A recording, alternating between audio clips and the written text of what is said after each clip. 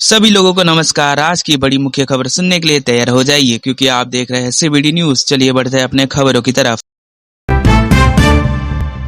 पाकिस्तान बोला, भारत रूस दोस्ती का सम्मान करते हैं, रूस के साथ मजबूत रिश्ते बनाना चाहते हैं ताकि इलाके की तरक्की और शांति बनी रहे।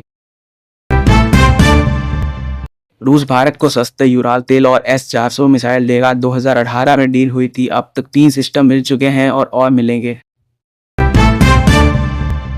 नई दिल्ली में जीएसटी बैठक शुरू। 5% और 18% टैक्स स्लैब रह सकते हैं। 12% और 28% खत्म होंगे। बिजनेस और जनता को राहत मिलेगी।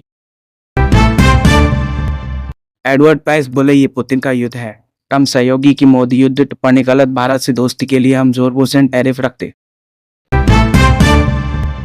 BSNL का 1 रुपया वाला ऑफर 15 सितंबर तक रोज 2 GB data, unlimited call, SMS और फीस से मिलेगा। बाद में रेगुलर प्लान चुनना होगा।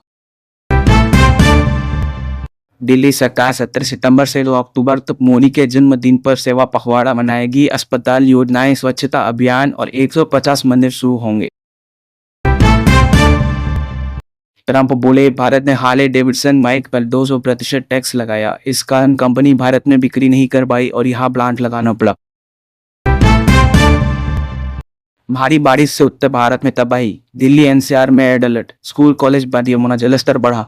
सरकार ने लोगों से घर में रहने को कहा। ट्रंप बोले, भारत पहले सबसे ज्यादा टैक्स लेता रहा, हमने 50% टैरिफ लगाया। अब व्यापार संतुलित है और भारत अमेरिका के रिश्ते अच्छे बनेंगे।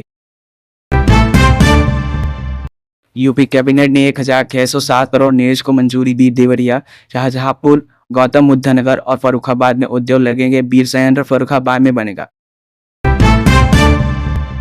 भारी बारिश के कारण 3 सितंबर को पंजाब, हरियाणा, यूपी और हिमाचल समेत गाजियाबाद, मेरठ, नोएडा सहित कई जगहों के स्कूल बंद रहेंगे।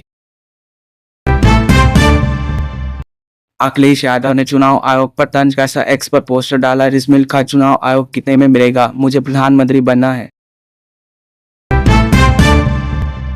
भूटान के प्रधानमंत्री 5 सितंबर को अयोध्या आएंगे। रामलला के दर्शन करेंगे। राम मंदिर और हनुमानगढ़ी में पूजा करेंगे। प्रशासन तैयारियों में जुटा।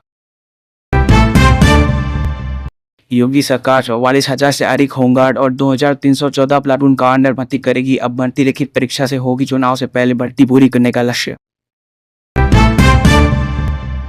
GST सुधार से रोजमर्रा का सामान, जूते, कपड़े, स्टेशनरी सस्ते होंगे। 12% और 28% टैक्स खत्म होंगे। सिर्फ 5% और 18% रहेंगे। मंत्री रेणु देवी बोली, PM मोदी की मां का अपमान गलत है, ऐसा करने वालों को सजा मिलेगी। बिहार की जनता सबक सिखाएगी। लखनऊ में छात्रों ने ABVP पर लाठीचार्ज के खिलाफ प्रदर्शन किया। पुलिस से झड़प हुई। कई छात्र हिरासत में लिए गए। माहौल तनावपूर्ण हो गया।